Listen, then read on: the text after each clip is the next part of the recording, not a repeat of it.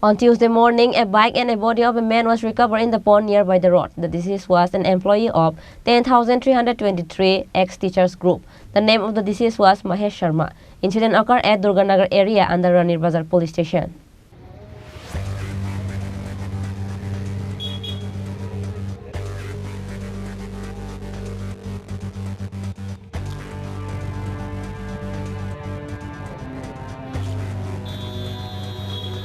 Ranir Bazar area is seen in chaos for a moment with the recovery of a bike and a body of a man was recovered in the pond nearby the road. The name of the deceased was Mahesh Sharma, aged 47. The deceased was an employee of 10,323 groups. After he lost his job, he is currently working as a decorator. Ranir Bazar police immediately rushed to the spot as soon as they were informed.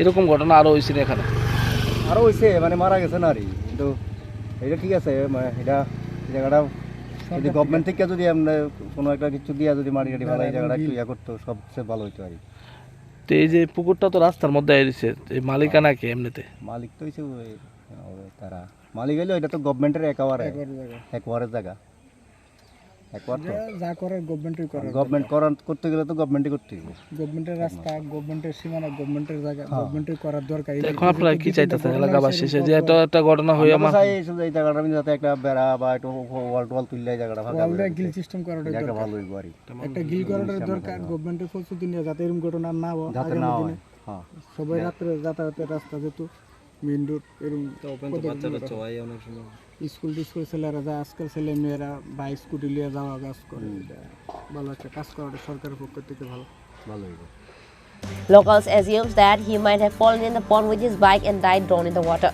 However, police are investigating the case to find out the actual truth behind the death of the man.